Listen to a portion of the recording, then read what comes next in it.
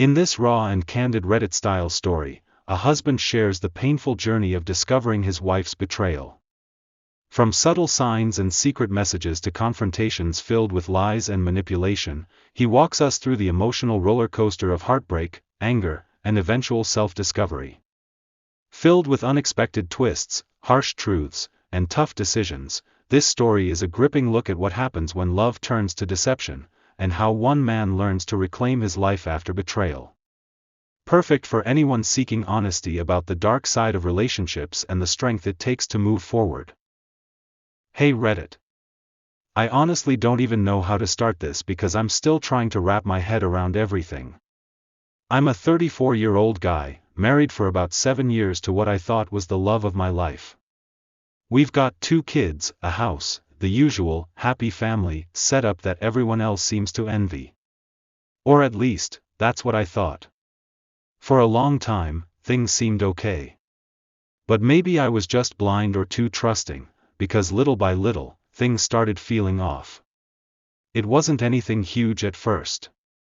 Just small changes here and there. Like she'd be on her phone a lot more, but always super secretive about it. Like, locking her screen the second I walked into the room. Then there were the late meetings at work that seemed to multiply overnight. And when I asked about them, suddenly she was too tired or had to stay late for an urgent project.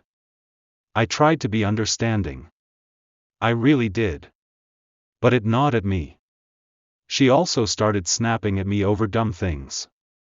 Like the tiniest mistakes would get a sharp, bitchy comment. I figured stress, maybe? Kids? Work? But inside, something felt really wrong. It was like she was distant. Cold. Like I was a stranger living in my own house. I know some of you might be thinking, just talk to her, man. Believe me, I tried. But every time I brought up my worries, she'd flip it back on me. Why are you always accusing me? You're paranoid. You're imagining things. Classic gaslighting stuff. So yeah, that's the background, a slow, creeping feeling that things weren't right, but no proof and a wife who played her cards close to the chest. I wish it ended there, but that's when the real nightmare started. So, here's how it all unraveled. I wasn't exactly looking for trouble, I swear. It just happened one night when I got home earlier than usual. She told me she was out with friends, but I got back almost an hour earlier than expected because of some work stuff that wrapped up fast. When I got inside, the house was suspiciously quiet. No kids running around, no TV noise, nothing. I figured they might be in the bedrooms or something, so I started checking rooms. Then, I noticed her phone buzzing on the kitchen counter. It was unlocked. And the message preview? Yeah, it wasn't from any friend. It was from some guy named Mark, and it was full of stupid, cheesy pet names and plans for tonight that definitely didn't include me. My heart dropped. I shouldn't have snooped. I know that. But I had to know more. So, I started scrolling through their texts, the way they talked, the times they messaged, the photos she sent him, all of it was so clearly beyond just friends. There was a photo of them together, at a bar, her smiling like she was someone else, like she was having the time of her life without a care in the world. The texts were dripping with flirtation, plans to meet up, excuses about why she couldn't come home. I felt like I was watching a movie in slow motion. This wasn't just a slip-up or a one-time mistake. This was full-on cheating. My head was spinning. I shoved the phone back and backed out of the kitchen, trying to breathe, trying to hold it together. I wanted to scream, to cry, to break something. But I just stood there, feeling more alone than I ever had in my life. That night, I didn't say a word to her. I didn't confront her yet. I wasn't ready. Instead, I just sat in the dark, staring at that phone, feeling my world fall apart. Okay, so the next day was absolute hell. I couldn't just pretend nothing happened, but I wasn't sure how to even start. I waited until the kids were at school, then I sat her down and just laid it out there. "I saw the messages," I said flatly. Her face changed instantly. At first, it was shock. Then, this sharp, pissed-off glare like how dare I accuse her. She scoffed, rolled her eyes, and said, "You're delusional. You've been paranoid and controlling.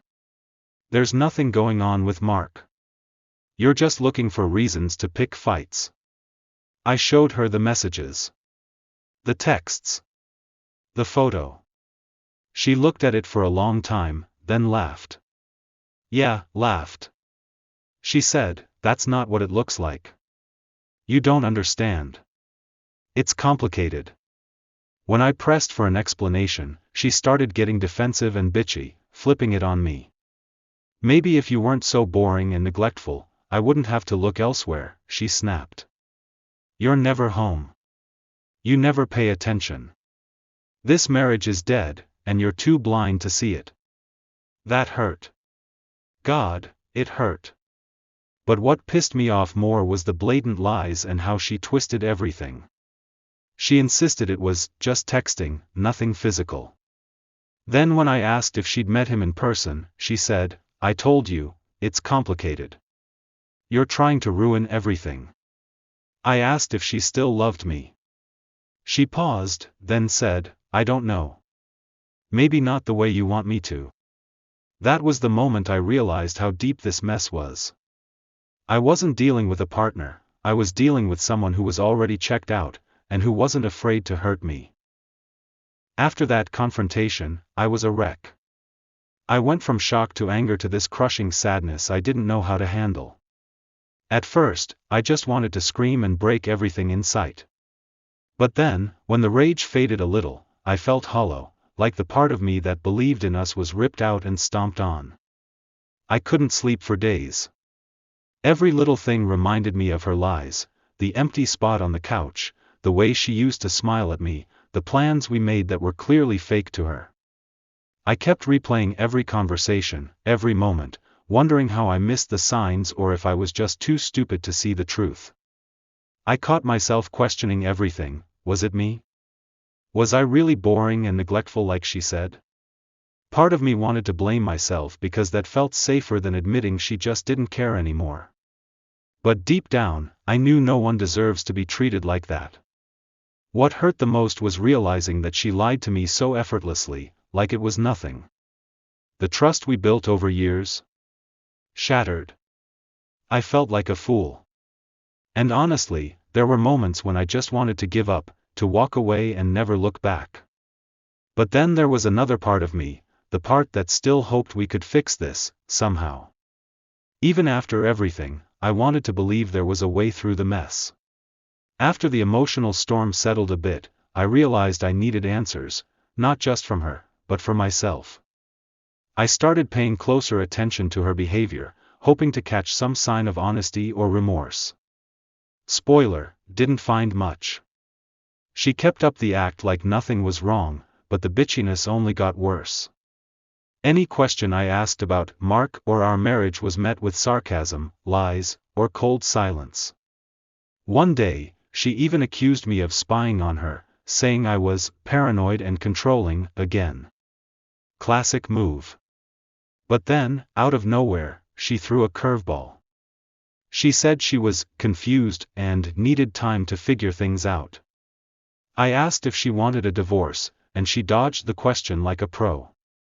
Then she turned it back on me, saying I was too clingy and never gave her space. It was maddening. She was playing with me, lying, manipulating, trying to keep me on edge. But I wasn't going to be her emotional punching bag anymore. Things kept spiraling. I couldn't take the constant tension, the lies, the coldness. One night, after a particularly nasty argument where she called me pathetic and too sensitive, I hit my breaking point. I packed a bag and told her I needed some space, some time away to figure out what the hell was happening and if there was any point left in this marriage. She acted like it was no big deal, almost like she didn't care. That stung more than the affair itself. During that time away, I had a lot of time to think. I reached out to friends, who reminded me what I deserved: honesty, respect, and love. Not the mess I was stuck in. I started therapy too, because honestly, my head was a disaster. After a week apart, I decided to confront her again, this time with a clearer head and no intention to argue. I needed to know if there was even a chance for us. She surprised me by finally admitting some things, though she still twisted the truth. She said the affair started because she felt lonely, and that Mark made her feel alive again. But she also insisted it was just emotional, nothing physical, which I don't fully buy, but at least it was some honesty. Then came the real shocker. She confessed she'd been lying about a lot of other things, small stuff at first, then bigger things. Stuff about money, about where she really was when she said she was at work late. It felt like everything I thought was solid was just a house of cards. That confession hit me like a truck. I realized I wasn't just dealing with cheating, I was dealing with someone who had been systematically lying and manipulating me for months, maybe years. I started going through the motions, trying to piece together what was real and what wasn't. Every "I love you," every "I'm sorry," suddenly felt meaningless. It was like she had been playing a part this entire time, and I was just an audience member stuck in the tragedy. It was painful beyond words. I found myself crying in the shower, trying to figure out how someone you trust could tear you apart so thoroughly. After that, I knew I had to stop letting her control the narrative and my emotions.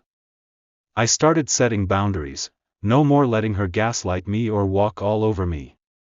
I told her straight up I needed honesty, respect, and space to heal, or we weren't going to survive.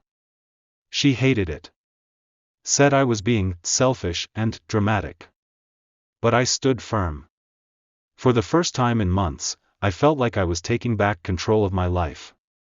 I also reached out to a few close friends and family. At first, I was embarrassed to tell them the truth. I mean, who wants to admit their marriage is falling apart because their wife cheated and lied? But their support became a lifeline.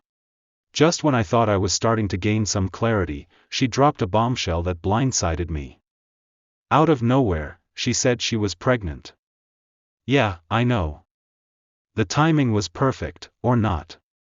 She insisted it was mine, but after everything, I couldn't trust anything she said. We hadn't been close 4 months, and the timing didn't add up. That news twisted everything. I was furious, confused, scared. What did this mean?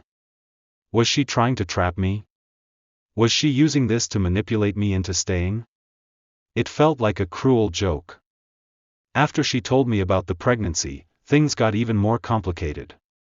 She swung between being cold and distant 1 minute, then suddenly acting all vulnerable and needy the next. I could tell she was trying to use the pregnancy as a weapon, and honestly, it made me feel trapped. I asked her if she was sure about the timing, and she snapped back, "How dare you question me after everything? I'm pregnant, deal with it."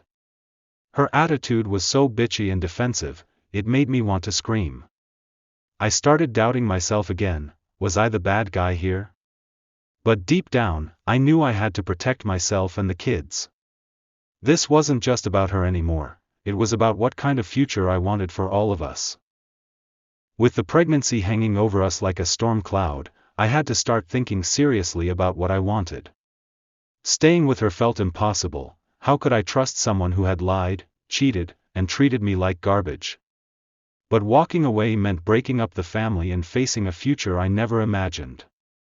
We tried a few counseling sessions, mostly because I wanted to see if there was any shred of the woman I married left inside her. But she was defensive, dismissive, and sometimes downright cruel during those talks. It was clear she wasn't ready to take responsibility. At some point, I realized the marriage wasn't going to be saved unless she wanted it to, and right now, she didn't. After all the chaos, I started focusing on myself for the first time in years. Therapy helped, but so did leaning on friends and family. I began setting clear boundaries, no more letting her lies and manipulation dictate my mood or decisions. I also started thinking about what kind of role model I wanted to be for my kids.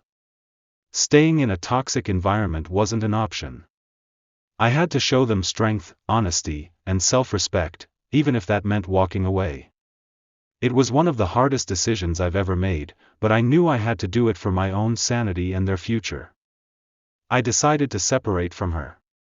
It wasn't easy, packing up the life we built together, facing questions from the kids, dealing with the guilt and heartbreak. But I had to be honest with myself, this wasn't a marriage anymore. It was a cycle of pain and lies. The weeks after the separation were rough. Loneliness hit me hard. But gradually, I started rediscovering who I was outside of husband and father of a broken marriage. I focused on my kids, my job, and rebuilding trust in myself. Looking back, I realized that sometimes love isn't enough.